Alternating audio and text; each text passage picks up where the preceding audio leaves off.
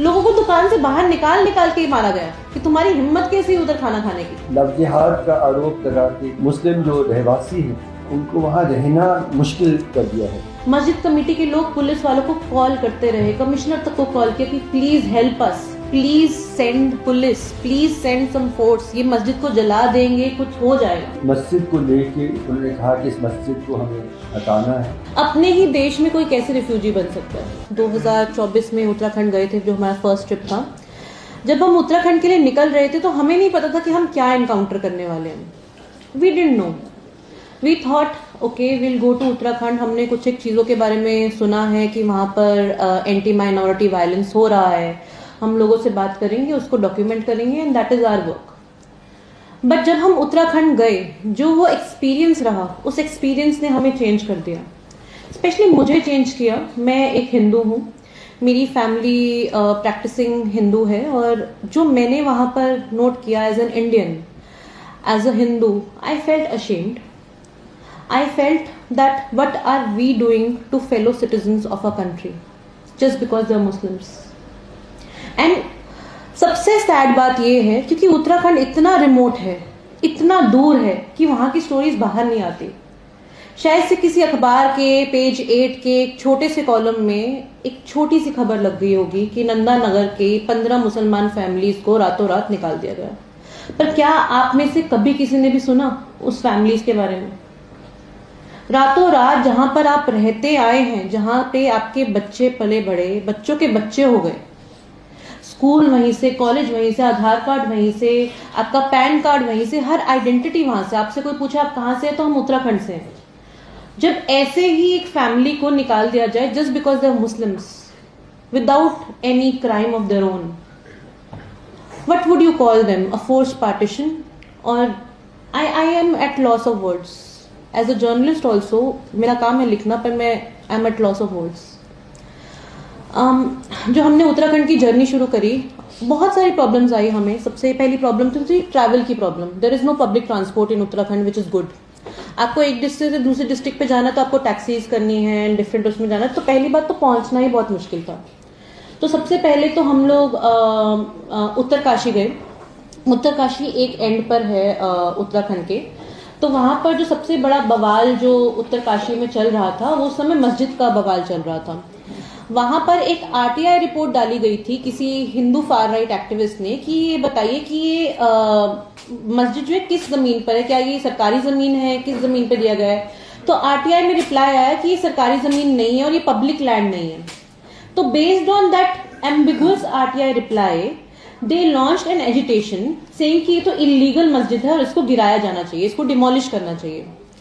जब एक्चुअली सच बाहर आया तो पता लगा कि ये मस्जिद एक प्राइवेट लैंड पर है, एक फैमिली की प्राइवेट लैंड पर है। तो हम उस फैमिली से मिलकर आए, उस फैमिली से हमने बात किया और उन्होंने बताया कि उस जमाने में जब काफी साल पहले वो मुसलमान परिवार, कुछ मुसलमान परिवार उत्तरकाशी में शिफ्ट हुए थे, तो उन्होंने अपने लिए अपनी प्राइवेट लैंड पर एक मस्जिद बनाया जो 100 सालों से अब खड़ा हुआ है और उस पर हमेशा से प्रेयर्स चल रही है। It is a holy place.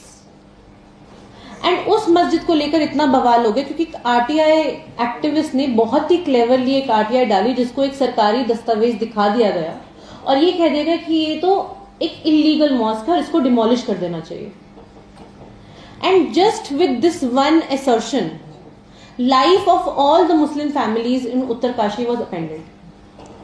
Not only they had to face extreme discrimination कि ये तो illegal हैं, ये लोग बाहर से आए हैं, इन लोगों का हमारे यहाँ पर कुछ वो नहीं है, तो it was a very very difficult time for them. And slowly and gradually जैसे जैसे हिंदू रैलीज बढ़ती गई, एंटी मुस्लिम रैलीज बढ़ती गई, फिजिकल वायलेंस भी ग्राउंड पे बढ़ती गई। जैसा कि प्राकृति ने समरी बताते हुए बताया कि वहां पर एक मुस्लिम महिला थी जो फल बेचती थी। दिवाली के टाइम पर उन्होंने स्पेशल फल मंगाए थे और साथ में ड्राई फ्रूट्स मंगाए थे, दिवाली के गिफ्ट मंगाए थे। रातों रात आए और उनकी दुकान लूट के चले गए, बस एक बहाना कि मुसलमानों का मस्जिद इलीगल है। सिमिलरली ये जो हमने आग देखी फैलती हुई, ये आग उत्तरकाशी से ऑलमोस्ट सारे उत्तराखंड में फैल गई। धीरे धीरे हम उत्तरकाशी से श्रीनगर, श्रीनगर से आगे ट्रैवल करते हुए चमोली, चमोली से आगे ट्रैवल करते हुए हमने ऋषिकेश और सब जगह हम लोगों ने ट्रैवल किया, नैनीताल हमने ट्रैवल किया। तो हमने एक ही चीज फाइंड की कि इट्स ऑल एन एक्सक्यूज।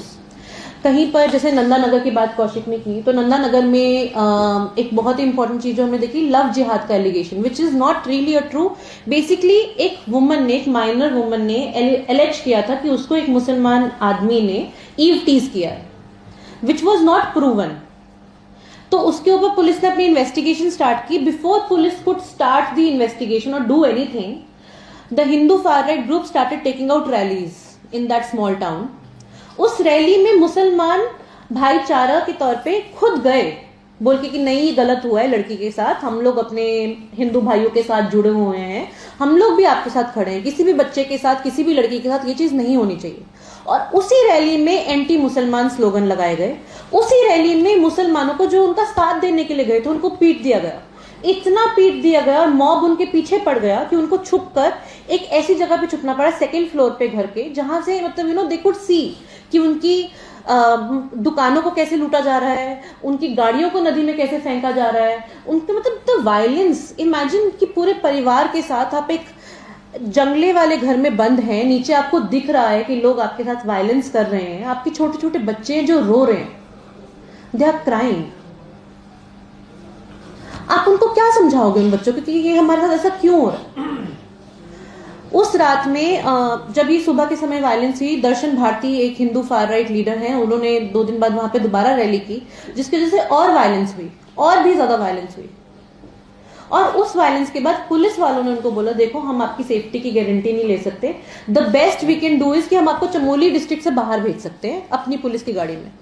तो एक गाड़ी में पिग्स की तरह उनको भरकर चमोली डिस्ट्रिक्ट के आउटस्कर्ट्स में उनको रख दिया गया कि आप अब यहां से जाओ, आप खुद रिस्पॉन्सिबल हो अपनी सेफ्टी के लिए, हम उसमें कुछ भी नहीं कर सकते। And they had to flee overnight. चलिए, ये तो उन जगहों की बात हो गई जो काफी रिमोट हैं, काफी दूर हैं। चमोली डिस्ट्रिक्ट काफी दूर है, उत्तरकाशी काफी दूर है, पहुंचना मुश्किल है, वहां से खबर नहीं आती। नैनीताल तो सेंटर है, नैनीताल में तो उत्तराखंड हाईकोर्ट है। जो नैनीताल में हो वो तो और भी भयानक है। एजुकेटेड अवेयर सिटीजनरी है वहां की।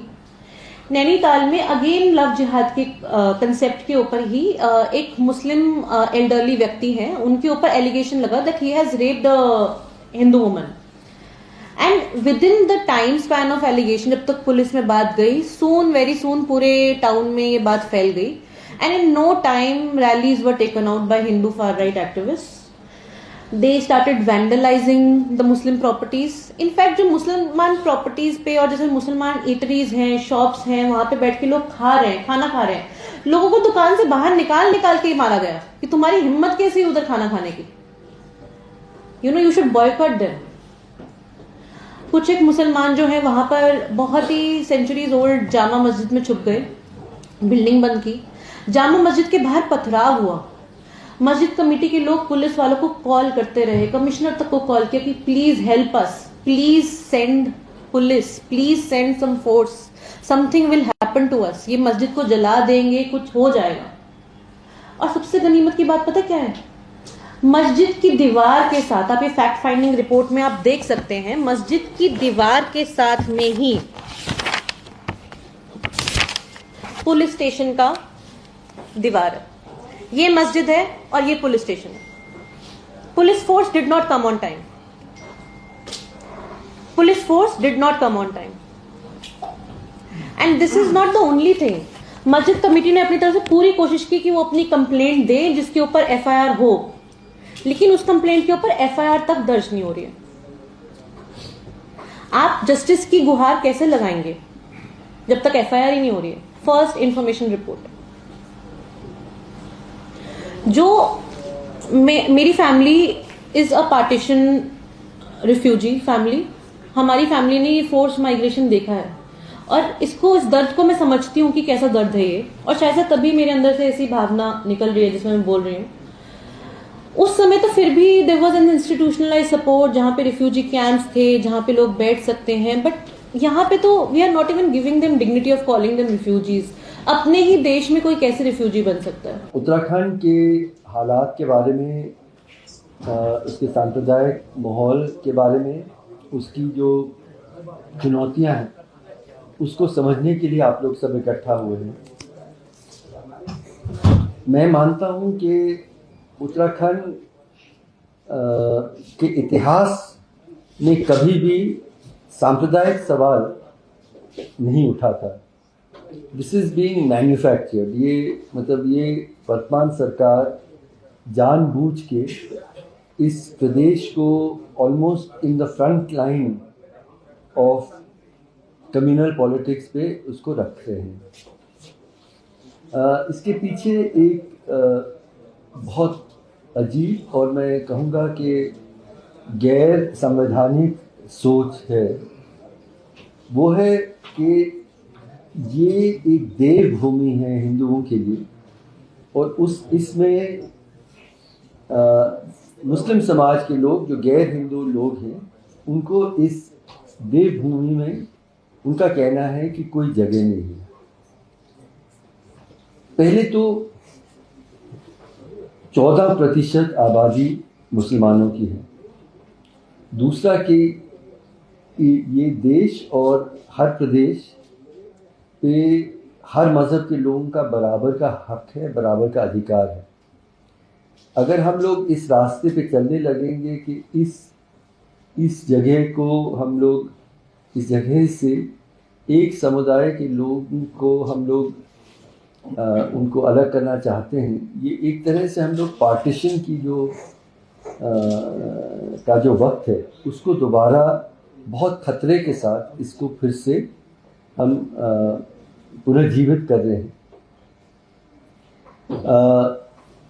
ये भी सवाल है कि हिंदुओं का खास करके ये कोई विशेष धर्मस्थल उत्तराखंड ही है, ऐसा नहीं है।